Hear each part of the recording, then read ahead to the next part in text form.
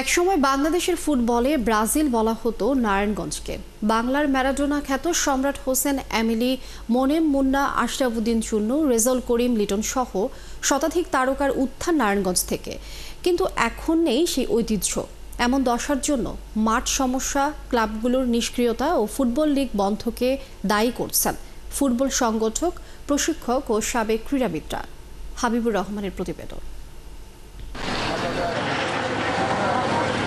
বাংলার ফুটবল মানেই নারায়ণগঞ্জের খেলোয়াড়, এই প্রবাদটি যেন এখন শুধুই অতীত। গত ২৫ বছরে মাত্র ৩বার ফুটবল লীগ হয়েছে।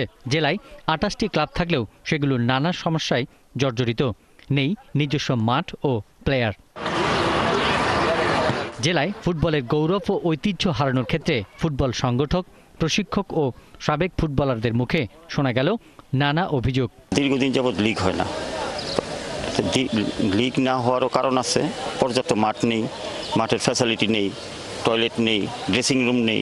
সবকিছু যদি ভালো করে গাইড দেওয়া হয়, ইনশাল্লাহ এই নারায়ণগঞ্জের মাটিতে আবার চুন্নু, আসলাম, গাউস, ওনাদের মতো বড় বড় ফুটবলার আবার এই নারায়ণগঞ্জ থেকে তৈরি হবে, জন্ম হবে। কিন্তু দুর্ভাগ্যজনক হচ্ছে যে ফুটবল খেলার জন্য যে মাঠের যে দরকার সেটার বড্ড অভাব। জেলা ফুটবল অ্যাসোসিয়েশনের সভাপতি শহীদ হোসেন স্বপন বলেন, ফুটবলের ঐতিহ্য ফেরাতে হলে জেলা ফুটবলের সব লিগ খেলা আবার শুরু করতে হবে।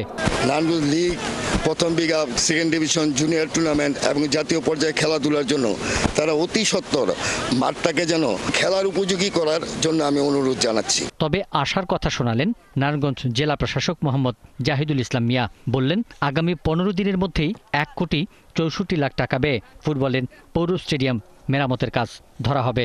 আমরা এই নারায়ণগঞ্জের জন্য ইতিমধ্যেই ১,৬৪,০০,০০০ টাকা আমরা বরাদ্দ এনেছি। সেখানে যেমন আপনি যে কথাটা বলছিলেন যে আমাদের একটা গ্যালারি আমরা নির্মাণ করব, আর সবচেয়ে বড় কথা একটা খেলার স্টেডিয়াম আছে, সেখানে কোনো ওয়াশরুম নাই। এটা কোনোভাবে মেনে নেওয়া যায় না।